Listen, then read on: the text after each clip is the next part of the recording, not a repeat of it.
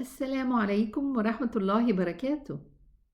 Today, inshallah, we are going to continue together reading Surah Al-Mulk. We already read ayah number 1, 2, and 3, and today we are going to complete and continue ayah number 4. If you haven't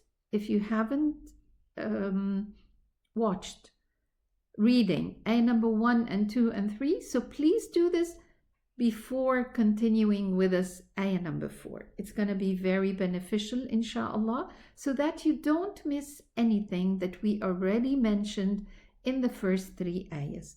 We start Bismillah ar-Rahman ar-Rahim wa bis-salah ala Rasulillah sallallahu alayhi wasallam.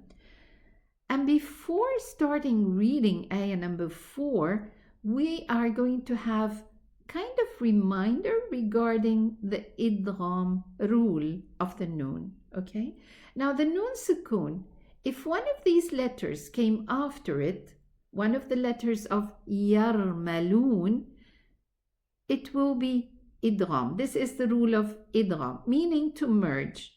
I'm gonna merge the noon in any of those 6 letters if they came after the noon sukoon. Okay, but regarding the script, the Uthmani script of the Mus'haf, sometimes in a couple of letters actually, we will not find the idgham sign. The idgham sign is the shadda in the Qur'an. And the shadda means that there are 2 letters, one merged into the other, so it's written as one letter, but with a shadda on top, or pronounced as one letter, and therefore there's a shadda above. But let's have a look here. These are the letters of idgham, yarmaloon, and as I mentioned before, the scholars, they do gather the letters together in one word, one sentence, so that we do not forget them. So it's, if anybody mentioned what are the letters of idgham, I will say yarmaloon. Okay, and then I start separating the letters. It's a ya, ra, mim, yarma, loon, lam, wow, noon, exactly, so that I don't miss any of these letters. Now here I shuffled them and I wrote them in this order: ya, wow, noon, mim, ra, lam. And I wrote them in this order because I want to explain why some of them have this shadda and why a couple do not have a shadda. And this has to do with the idgham rule, meaning to merge. Okay, so there is a complete merging of the noon and there is a not complete merging. Okay, so idgham kamil and idgham naqis. Naqis means it's not a complete merging, meaning that the noon did not completely merge in this letter. But idgham kamil means that the noon totally merged in this letter. So you can imagine now, and you can guess, when the shadda is going to be written, this is idgham kamil, total idgham, total merging. But if there's no shadda, this is an indication that the idgham is not complete. So let us have a look at the letter ya. There's no shadda here, and we have a noon sukoon all the way, okay? And I chose the preposition min, it's easier. So in the letter ya, we will not find a shadda. And with the letter waw also, there's no shadda above the waw, although there is idgham. So let's have a look why. Let's understand why. Because when we connect the noon with the ya, will there be a ghunna? Let's have a look. Man yaqul. Yes, there's a ghunna. Okay. Does the ya have a ghunna? No, I mean in itself as a letter. What are the letters that has ghunna? It's the noon and the mim. The ghunna is inbuilt in those 2 letters. And again, I want you to refer to the articulation and characteristics of the Arabic alphabet in my channel. There's a playlist called Articulations and Characteristics. Please refer to it because I'm mentioning all these and more details actually, and I hope it's of benefit to anyone who wants to read the Quran in a proper manner and understand. Okay, you know, reading the Quran is a practical thing, it's not a theoretical thing. So I'm trying to explain it practically more than theoretically. So let's go back here. Whose ghunna does this belong to? When we say man yaqul, it's the ghunna of the noon because the ya does not have a ghunna. So this means that the noon merged into the ya while it left its ghunna sound behind. And this is what we pronounce. So this is why there's no shadda on the ya, meaning that this idgham is naqis. It's not complete idgham. And this is why there's no shadda. And the same with the waw. وَمِن وَرَائِ. There's a ghunna. And this ghunna belongs to the noon. So this means also that this idgham is not complete. Idgham naqis. And this is why we don't find a shadda sign on the waw. There is a ghunna. And this ghunna belongs to the noon. Okay, just remember this. It does not belong to the ya and it does not belong to the letter waw. Okay, so this is why it's idgham naqis. Let's skip the noon and the mim and let's go to the ra and the lam. When we read this idgham, is there a ghunna or there's no ghunna? Let's listen. It's read like this. Mir Rabbi. Again. Mir Rabbi. Did you hear a ghunna? No. And even if we try to make a ghunna with the ra, it's very difficult. It's very difficult to say mir. I can't get a ghunna. Okay? It's just spontaneously. There will be no ghunna here. So, does the ra have a ghunna? No. And there's no ghunna pronounced. So this means that the noon totally merged into the letter ra, not leaving anything behind. Even its ghunna. She did not leave the ghunna behind her. So this is total merging, total idgham kamil.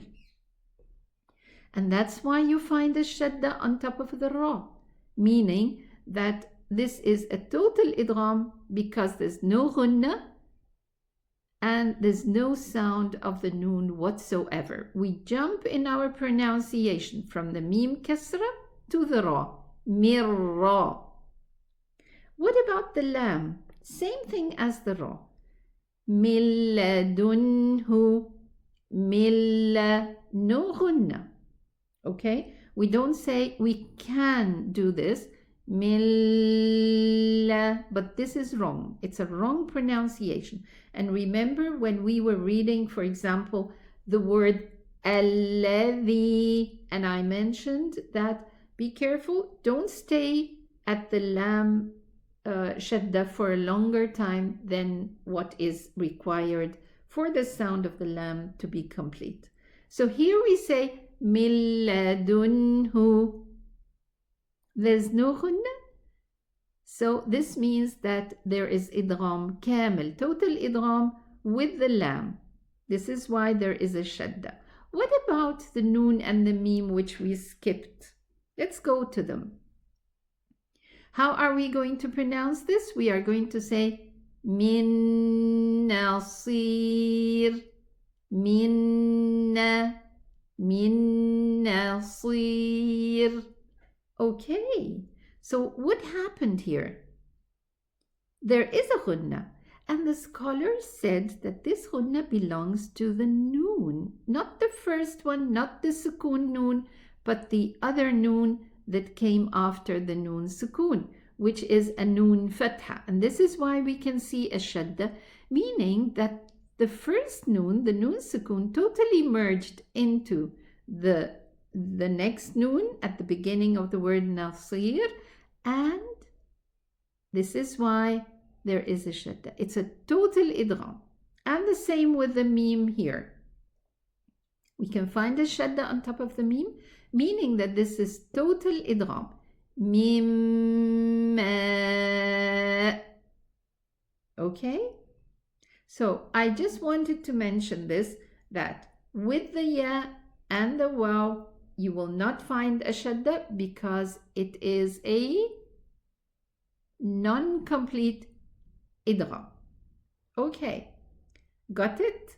Let's go back to our ayah and let's start reading. أعوذ بالله من الشيطان الرجيم بسم الله الرحمن الرحيم ثم ارجع البصر. Now here we have a meme shadda, 2 counts. 2 counts for the meme shadda. Okay, let's use our pen here. So here we have 2 counts. Let's use this one, it's a bit. Okay. Yes, this is better. Now here we have 2 counts. Why do we have 2 counts? Because of the ghunna.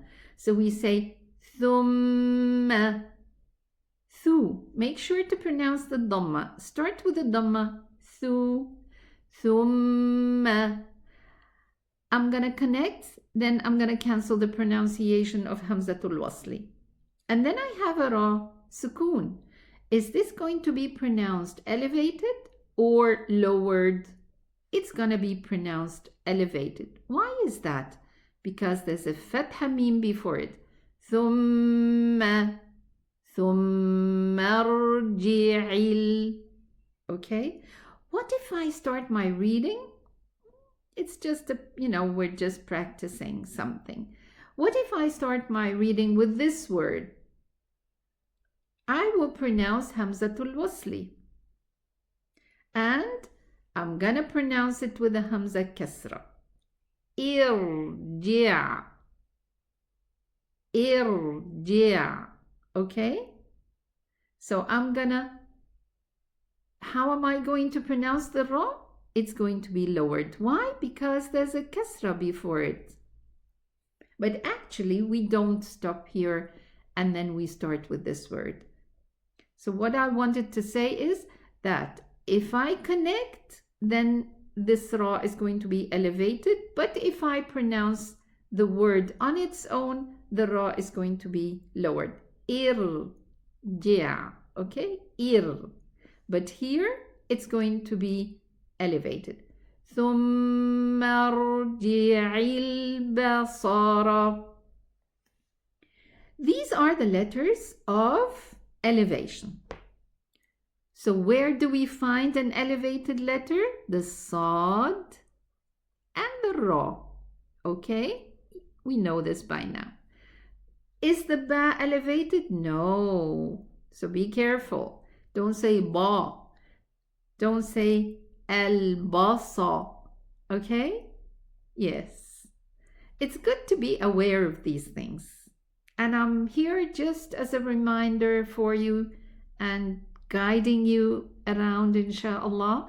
But the work will be done by you. Record yourself. Listen to your pronunciation. Listen to your reading on the recorder. Not just while you are reading. As though you are listening to somebody else, and you will notice the mistakes that you do. We all do mistakes, okay? You will notice the mistakes that you do through listening to your recorded reading, okay? I always advise my students to do this, and it really helps. So let's go back here. ثم ارجع البصر را, and then we have كرتين. We all know that the shadda letter is two letters. The first one is a sukoon and the second one has a fatha. Yes. Is the ra elevated? No. It's not one of the elevated letters. So it's كرتين. Let's go further. We have a noon sukoon here. Yes, yes. We have a noon sukoon and a qaf after it. So what is this rule? It's ikhfa. We're gonna hide the noon sukoon into the qaf. Let's go to the exit of the qaf and pronounce the gunna. ينقلب. Again. ينقلب. Okay, so the gunna comes from behind the qaf, just at the exit of the qaf. ينقلب.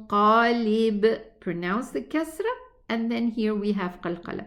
Remember last time we started just writing a Q letter for the qalqala. Qalqala is to, just let this letter turbulate in its place.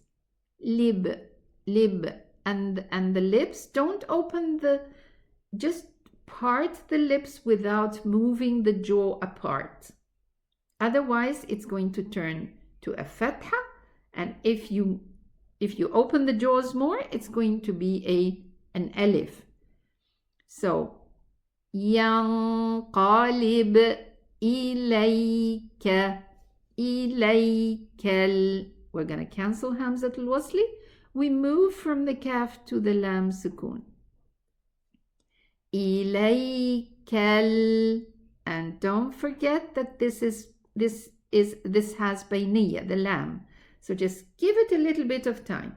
إليك البصر. Again, the ba fatha is not elevated. We have a sad elevated, and a ra dhamma is also elevated. إليك البصر. How about the kha? Is it one of the elevated letters? Yes, there it is. We can find it here. So it's the highest level of elevation. You know why? Because it has a fatha and an alif after it. So we say kha. Don't round your lips to say ho. It's not ho. It's kha. It has to do with the throat. The throat. It's pronounced from the nearest part of the throat towards the lips. Kha, si, what is this rule? It's idgham. And now we know why there isn't a shadda on the waw, because there is a gunna pronounced with the waw, and this gunna belongs to the noon sukoon, which is here. We have a noon sukoon here. It's not written as a noon, but pronounced as a noon. Khasi'aw, but we pronounce the first fatha. Khasi'aw wa huwa. Don't forget the dhamma. Wa huwa. And then we have hasir. When we stop, this ra is going to be lowered because it's going to be a sukoon ra with a ya before it, and also there's a kasra before the ya. So in all cases, it's a lowered ra. But what if I'm going to connect it? If I connect it, it's going to be idgham, but also the ra is going to be elevated. Why is that? Because there's a dhamma on top of it, and I'm going to pronounce it. So it's going to be hasirun wa laqad. Okay, so here we know that the Ra Fatha and Ra Dhamma is elevated and the Ra Kasra is lowered. But if there's a Sukoon, Ra, then I look to the letter that comes before it. If it's still a Sukoon, I go to the one before it. If it has a Dhamma or a Fatha, then the Ra is going to be pronounced elevated. Okay? Very good. Very good. Now, I hope that insha'Allah you found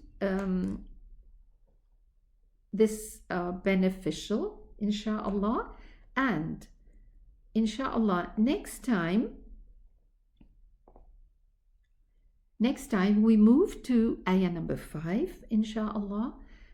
And this is our project today. In this month of Ramadan, we are going to read together Surat Al-Mulk. Actually, this program was basically designed for beginners, but it also covers all levels. I'm mentioning almost everything in this reading. Okay? So, mashallah, I wish you all the best. I thank you for your attendance. And I'm really glad to find all of you again back here, continuing together reading Surat Al-Mulk, and insha'Allah we continue reading the whole of the Qur'an together, insha'Allah, practically. So thank you again for your attention.